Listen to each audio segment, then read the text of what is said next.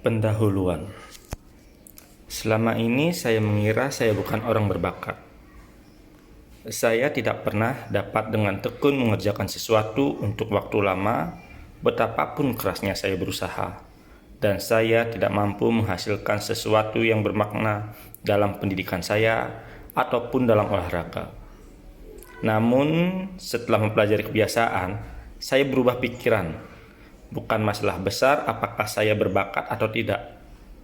Sebab bakat bukanlah sesuatu yang dianugerahkan kepada kita. Bakat adalah sesuatu yang diciptakan sebagai hasil dari kebiasaan yang terus-menerus dilakukan.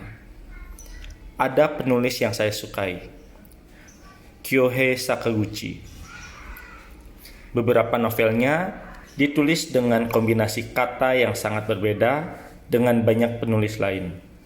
Dan dia dapat mengubah lagu yang menyentuh hati dengan gitarnya. Dan ilustrasinya bisa menyaingi hasil karya para seniman kontemporer. Belakangan ini dia senang membuat kursi dan bahkan merajut. Dari sudut pandang manapun kita melihatnya, tampak jelas bahwa dia seniman berbakat. Namun saya mendengar bahwa Sakaguchi pernah dikomentari ayahnya seperti ini. Kamu anak tidak berbakat, jadi tidak usah terlalu ngotot. Sementara kakaknya pernah berkata, kamu hanya kebetulan saja berhasil mewujudkan beberapa usahamu. Ada kalimat yang sering diulang-ulang Sakaguchi seperti mantra, bukan bakat, melainkan upaya terus-menerus.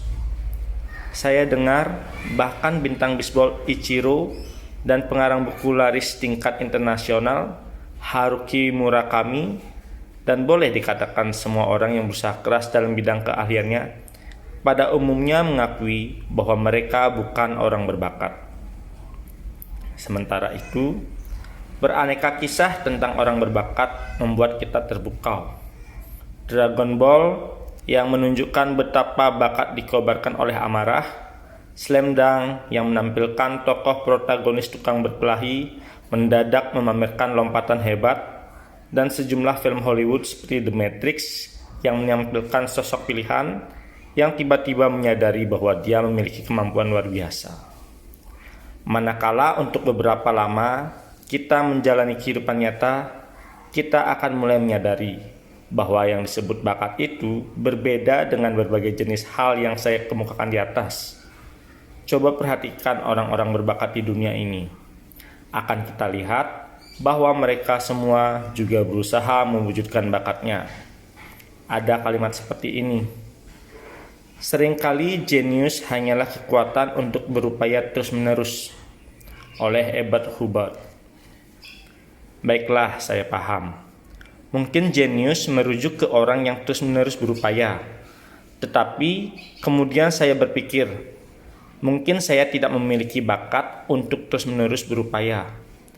Sekarang saya merasa bahwa kata seperti bakat dan upaya digunakan dengan pengertian yang keliru.